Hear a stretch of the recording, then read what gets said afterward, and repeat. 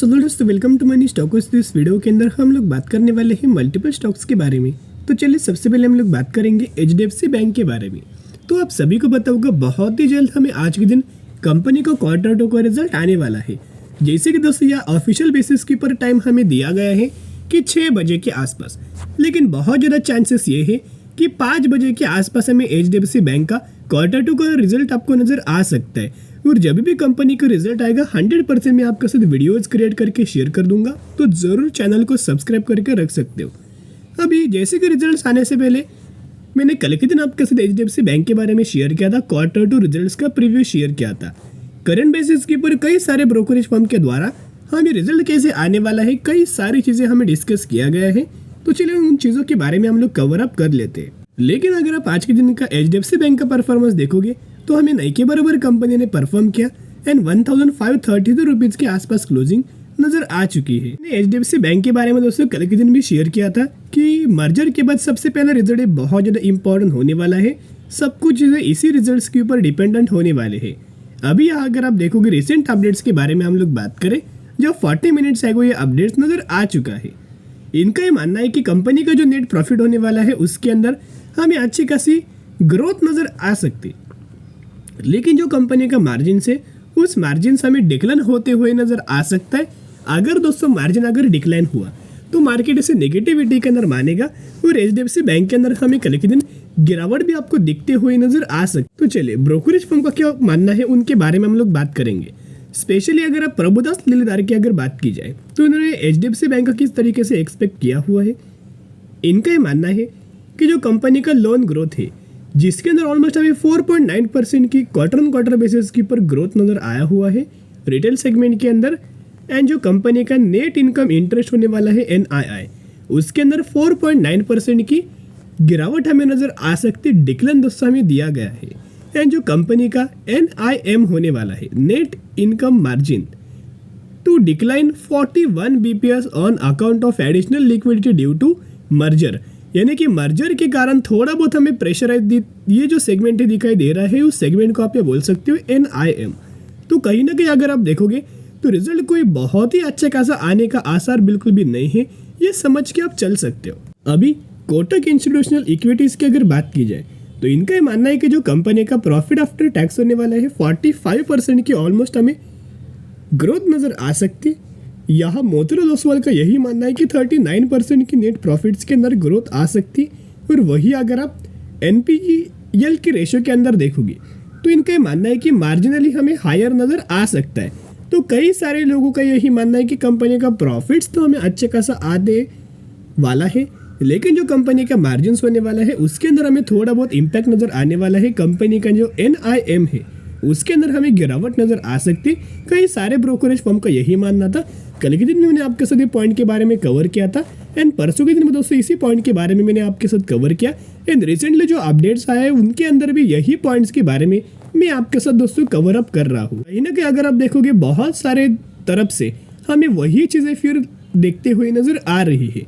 एक और खबर हमें दिया गया है, अभी कई सारे ब्रोकरेज फर्म का मानना है कि 4 घंटे पहले ये अपडेट्स आया है। HDFC bank to report first quarterly result after merger, street expect 3% fall in net profit. अभी इनका मानना है कि 3% का नेट प्रॉफिट्स के अंदर हमें फॉल नजर आ सकता है।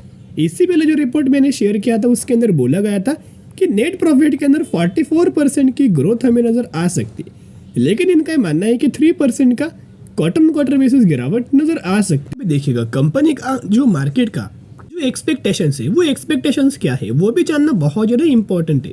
तो मार्केट ये एक्सपेक्ट करके चल रहा है कि जो कंपनी का अर्निंग पर शेयर होने वाला है वो ऑलमोस्ट हमें 19.30 चाहिए एंड रेवेन्यूज जो चाहिए होगा 38,000 करोड़ के आसपास हमें रेवेन्यूज चाहिए होगा।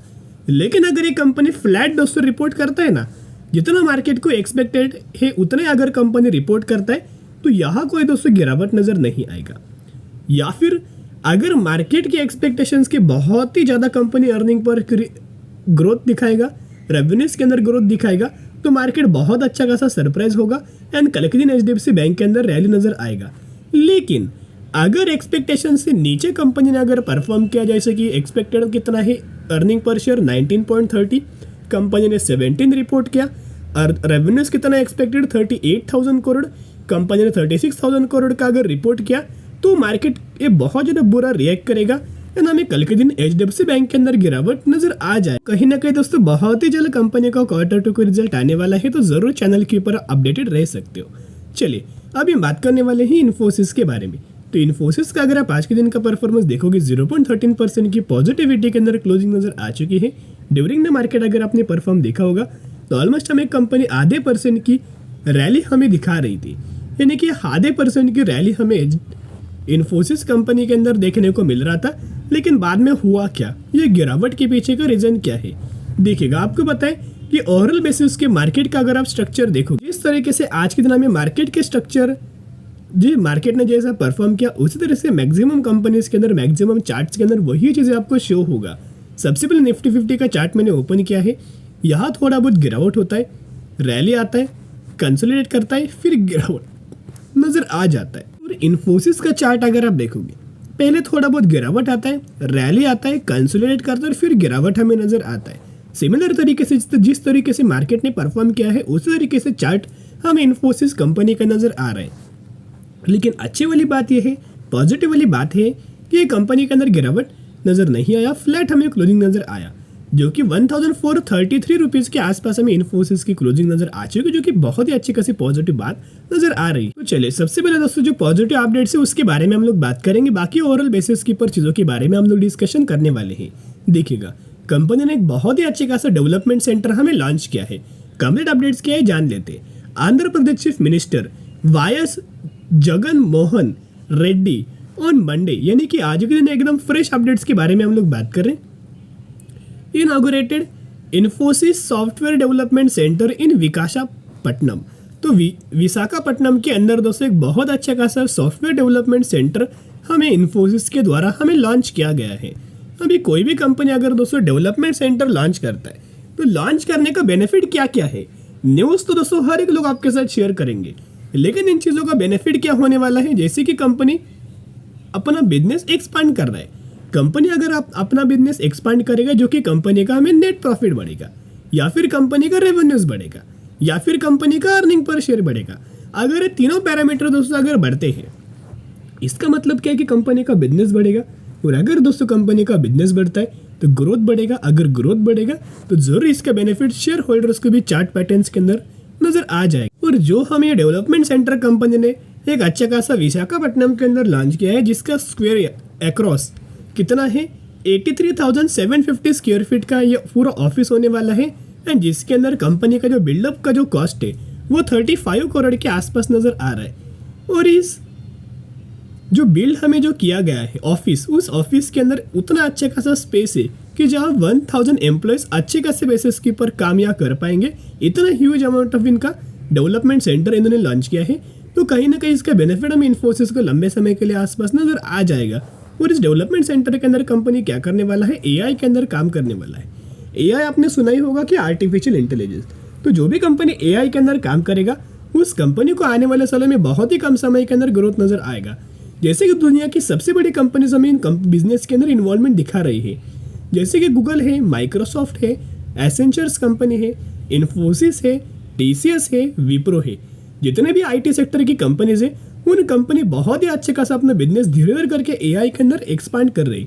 और इन्फोसिस ने $2 बिलियन का इन्वेस्टमेंट हमें एआई के अंदर किया हुआ है। तो इन्फोसिस कंपनी के अंदर दोस्तों जितने भी अपडेट्स है पॉजिटिव मैंने आपके साथ शेयर किया है। अभी थोड़ा बहुत नेगेटिव अपडेट्स के बारे में हम लोग बात करेंगे। यहाँ इन्फोसिस कंपनी के अंदर सितंबर 2023 का म्यूचुअल फंड्स के डेटा हमें अपडेटेड हो चुका है, जहाँ 122 म्यूचुअल फंड्स की बाइंग एंड 151 म्यूचुअल फंड्स की सेलिंग हमें इन्फोसिस इस कंपनी के अंदर म्यूचुअल फंड्स के द्वारा किया गया है। यानी कि म्यूचुअल फंड ने माल दोस्तों बाइंग नहीं किया, बाइंग करने से ज़्यादा माल बेचा है। तो इसी का इम्पैक्ट थोड़ा बहुत हमें इन्फोसिस कंपनी के अंदर नजर आ रहा है। अगर आप ग्राफिक के अंदर भी दोस्तों देखोगे तो थोड़ा बहुत हमें माल बेचते हुए नजर आए हैं, कोई बहुत बड़ा दोस्तों माल नहीं बेचा। तो कहीं ना कहीं जितना भी दोस्तों माल बेचा है उसका थोड़ा बहुत तो हमें कंपनी के अंदर नेगेटिव इम्पैक्ट आएगा। अगर यहाँ से दोस्तों कंपनी थोड़ा बहुत नीचे गिरता है ना तो आपको निवेश करने का सही मौका मिलेगा। और जिन लोगों ने इन्फोसिस के अंदर अभी तक निवेश नहीं किया, इस गिरावट के अंदर दोस्तों निवेश करने का आपको मौका मिल सकता है। साथ में आपको याद होगा अगर आपने अभी तक इन्फोसिस कंपनी के अंदर निवेश नहीं किया तो कंपनी ने दोस्तों रिजल्ट्स के साथ साथ हमें डिविडेंड का अनाउंसमेंट किया था, जिस डिविडेंड का एग्जिट कंपनी ने 25 ऑफ नवंबर हमें रखा गया है, सॉरी 25 ऑफ अक्टूबर हमें रखा गया है। तो जिसका मतलब क्या है कि अगर आप इस कंपनी के अंदर 24 ऑफ अक्टूबर से पहले अगर आप निवेश करते हो तो ही आप एलिजिबल होंगे और तो ही आपको डिविडेंड का बेनिफिट मिल जाएगा। तो कंपनी ने 18 रुपीज़ का दोस्तों डिविडेंड का अनाउंसमेंट किया है। तो कहीं ना कहीं अगर आप 24 अक्टूबर से पहले निवेश करेंगे तो ही आप एलिजिबल होंगे, तो ही आपको 18 रुपीज़ का डिविडेंड मिल जाए। बाकी तो ओवरऑल डेटा आपको इन्फोसिस कंपनी के बारे में पता है और टेक्निकल चार्ट मैंने आपके साथ एक्सप्लेन किया हुआ है। अभी हम बात करने वाले हैं BCL इंडस्ट्रीज लिमिटेड के बारे में, जो कि कंपनी का मैक्सिमम का परफॉर्मेंस 326% का रिटर्न दिया, 520 रुपीज़ कंपनी ट्रेड कर रही। एंड इस कंपनी का अगर आप मार्केट कैप देखोगे तो ऑलमोस्ट हमें 1320 करोड़ का मार्केट कैप हमें नजर आ रहा है। ये कंपनी पिछले कुछ दिनों से बहुत ज़्यादा ट्रेंडिंग है क्योंकि कंपनी ने अनाउंस किया है 1:10 रेशियो के अंदर स्प्लिट। तो अगर आपके पास 1 शेयर होंगे तो 1 के बदले आपको 10 शेयर मिलेंगे, 10 के बदले 100 शेयर इसी कंपनी के अंदर मिलने वाला है। स्टडी करना, एनालिसिस करना, उसके बाद निवेश करने की कोशिश कर सकते हो।